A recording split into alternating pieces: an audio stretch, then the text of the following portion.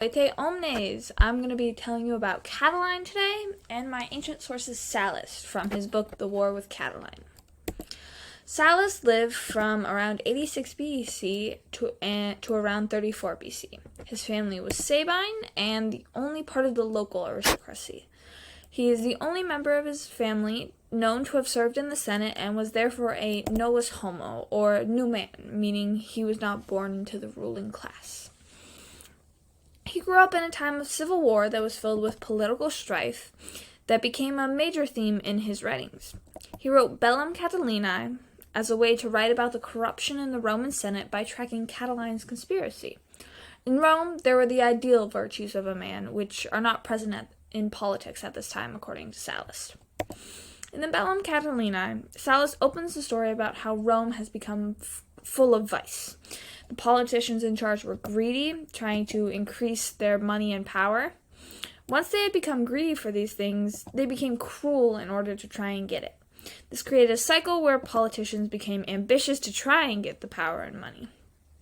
In Rome, these traits were considered bad, and politicians shouldn't be like that. Catiline was born around 108 BC and was killed in 62 BC. He ended up becoming praetor in 68 BC and was the governor of Africa from 67 to 66 BC. Catiline tried to participate in the consul elections in 64 and 65 BC, but was under prosecution for extortion at the time, so could not stand in the elections due to the charges. When Catiline was finally able to stand for the consul elections in 63, he was defeated by Cicero. Catiline became dissatisfied with the way that Rome was running under Cicero and joined with like-minded men to try and remove him from power. He gave a speech to his fellow conspirators saying, "For ever since the state fell under the jurisdiction and sway of a few powerful men, it is always to them that kings and potentates are tributary, and peoples and nations pay taxes. All the rest of us, energetic, able, nobles, and commons, have made up the mob, without influence, without weight, and subservient to those to whom in a free state we should be an object of fear. Because of this, all influence, power, rank, and wealth are in their hands, and wherever they wish them to be. To us they have left danger, defeat, prosecutions, and poverty." Cicero discovered what Catiline was planning and called the Senate together in order to reveal what Catiline and his fellow conspirators had planned.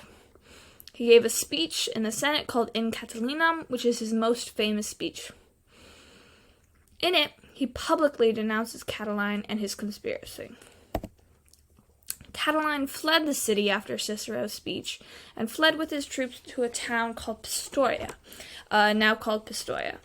The Senate declared that Catiline was a hostis, or an enemy, and sent legions after them. The battle was swift, as Catiline's army had dwindled and was up against the much larger Roman army.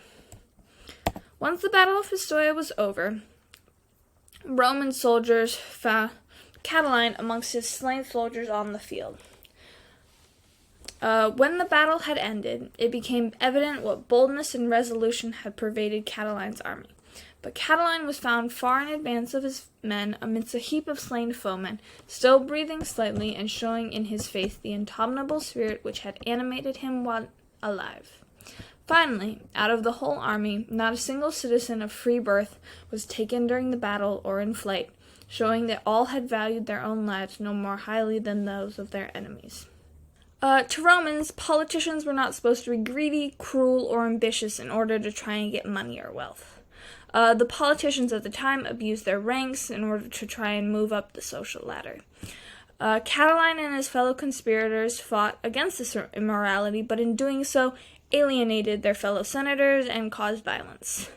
In the end, though, Catiline died as a virtuous man was supposed to, in the midst of his soldiers leading the way to battle.